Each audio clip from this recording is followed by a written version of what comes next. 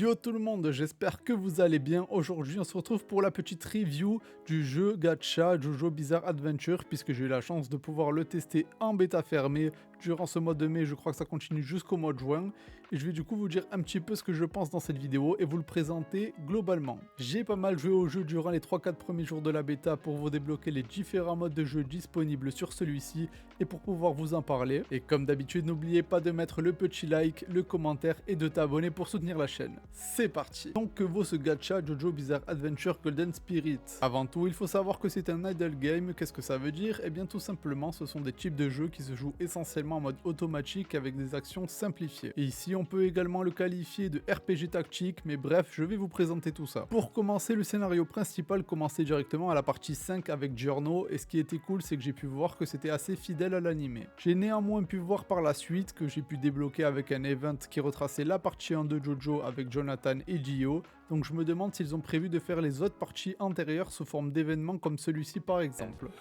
Le jeu alterne entre phases de dialogue simples avec des artworks, des cinématiques issues de l'anime et également des scènes avec des modèles 3D. Personnellement, je trouve que le jeu a su retranscrire la DA de Jojo, c'était quelque chose que j'ai apprécié tout au long du story mode. Petit détail, mais la plupart des dialogues étaient doublés, ce qui rendait le mode story assez immersif. Pour ce qui est du gameplay, il est assez simple, vous lancez des combats, vous placez de manière générale votre team de 5 personnages et c'est parti. Il existe quand même quelques points importants dans la composition de votre équipe ainsi que le positionnement. Déjà, chaque personnage a un chip qui lui est attribué. Par exemple, Abacho est un tank, alors que Giorno lui est plus considéré comme un support. Vous allez donc placer sur l'avant de votre plateau Abacho pour qu'il soit en front de l'équipe et ainsi prendre l'aggro de l'adversaire sur lui avant qu'il puisse toucher vos personnages qui font des dégâts comme César par exemple. Il existe également une mécanique de jeu importante, le rush, qui va vous donner un grand boost de dégâts ainsi qu'un boost de régénération d'énergie. L'énergie qui vous permet donc de lancer vos ultimes avec vos personnages. Et là vous allez me dire, mais du coup comment ça s'active le mode rush? Eh bien c'est très simple, il suffit de lancer une compétence ultime avec 3 personnages de types différents. Petit détail que j'ai apprécié, c'est que les animations de team des persos étaient vraiment quali pour un idle game et globalement le modèle 3D de chaque personnage l'était également. Maintenant passons à une partie centrale du jeu, le gacha. Globalement ça se passe un peu comme les autres gachas. Vous avez une monnaie, ici les cœurs, qui vous permettent de faire des multis. Pour vous donner une idée, une multi coûte 2000 cœurs. Ces cœurs, vous allez les récupérer un peu partout dans l'histoire, en bonus de connexion, en montant votre niveau de compte, ainsi que dans les différents modes de jeu dont je vous parlerai par la suite. Quand j'ai pu tester le jeu, au tout début, il y avait une bannière perma avec une grande quantité de personnages, et j'étais agréablement surpris de voir même certains persos secondaires jouables dans le jeu. La rareté va de SSR pour les plus rares jusqu'à R pour les persos les moins rares. Je vous passe très rapidement la liste des personnages disponibles durant cette bêta. On y retrouve des personnages jouant de la partie 1 jusqu'à la partie 6. Pour les taux, on était sur du 2% pour les SSR, 35% pour les SR et 63% pour les R.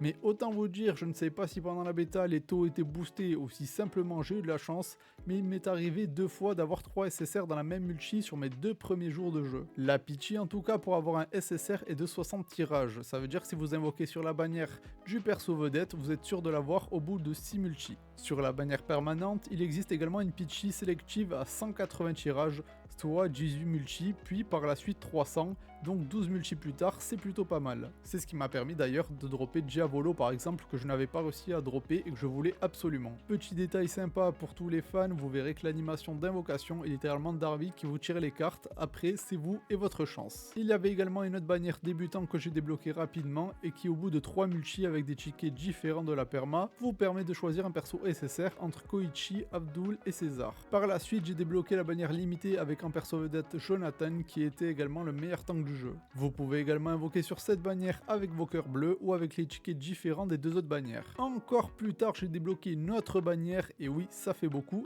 de capacité cette fois. Globalement dites-vous que c'est comme obtenir des fragments de personnages qui vous permettent de débloquer des stats ou des compétences de vos personnages. Parce que oui, sans doublon, vos personnages n'auront pas toutes leurs techniques, gardez ça en tête. Je vais maintenant très rapidement vous parler des différents modes de jeu que j'ai pu tester, sinon la vidéo risque de durer 1 heure. Pour commencer, les missions de Speedwagon. Très simple, vous envoyez vos personnages en mission récolter des ressources, vous revenez plus tard, vous les récoltez et vous les renvoyez. Le test d'entrée, ça c'était vraiment sympa, comme dans l'anime, Giorno doit maintenir la flamme tout le long et donc vous allez devoir le protéger durant le combat en combattant les ennemis et le stand de Polpo qui s'approche de lui. Une fois que vous avez passé un niveau, vous pouvez relancer le niveau dans sa difficulté supérieure et donc récolter les ressources de chaque niveau atteint. L'épreuve extrême, elle, vous avez un boss, ici Bruford par exemple, et vous avez un timer en haut. L'idéal est de réussir à tuer toutes les vagues de monstres tout en restant dans la jauge SSR pour ensuite pouvoir ouvrir le coffre du boss dans la rareté SSR et avoir le plus de chances d'avoir du bon stuff. Puisque oui, dans le jeu il y a tout un tas de petits équipements pour up vos persos, mais je vous en parle après. Une fois que vous avez monté votre niveau de compte assez haut, vous débloquerez un nouveau boss. Dans le même état d'esprit, l'épreuve extrême d'équipe. Vous affrontez 2 boss mais en équipe de 3 joueurs en plusieurs manches. Chaque joueur peut envoyer 3 personnages par manche, par contre un personnage joué à la manche 1 ne pourra pas être joué à la manche 2 par exemple. A vous de bien faire vos compos avec vos alliés. Maintenant le boss mondial, très simple, c'est un très gros boss ici, donc par exemple Tarkus, durant lequel vous allez devoir mettre le plus de dégâts et survivre dans un temps imparti. Plus vous mettez de dégâts, mieux est votre note et mieux est votre récompense forcément. Et pour le mode voyage continu, voyez ça comme un petit labyrinthe, vous avancez sur des cases, ça vous coûte de l'endurance. Le but est de trouver la sortie, vous avez au choix 2 difficultés différentes, une basée sur l'exploration et une autre basée sur les combats. Passons maintenant à la partie upgrade des personnages. Je vais pas vous mentir, je vais vous en parler rapidement vu que je ne me suis pas penché dessus à 100%. Mais sachez que vous pouvez up vos personnages, up les capacités du personnage, lui débloquer des stats ainsi que ses capacités et up ses capacités. Niveau stuff, vous pouvez l'équiper de scènes emblématiques que vous pouvez avoir en battant le boss de l'épreuve extrême par exemple et l'équiper d'insignes. Si vous mettez plusieurs insignes de la même famille, vous gagnez des stats en conséquence. Avant de conclure cette vidéo, je vais également parler très rapidement du mode guild puisque oui, il existe.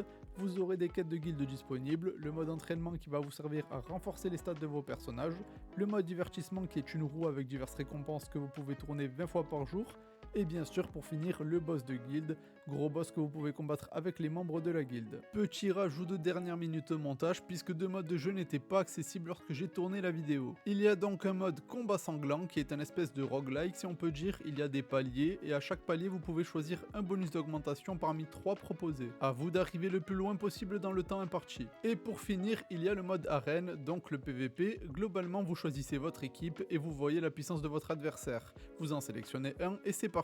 Je précise que c'est du PVP automatique et que c'est donc une IA qui joue l'équipe de votre adversaire et que ce n'est pas du temps réel. On arrive donc à la fin de cette petite vidéo présentation du jeu JoJo Bizarre Adventure Golden Spirit et j'espère qu'il arrivera très vite. Petit point à noter également très agréable durant cette bêta, le jeu était intégralement traduit en français et ça fait plaisir. Si jamais j'ai oublié certaines choses dans la vidéo ou que vous avez d'autres questions sur le jeu, n'hésitez pas à les poser en commentaire, j'y répondrai avec plaisir et je vous dis à la prochaine pour une nouvelle vidéo. Ciao!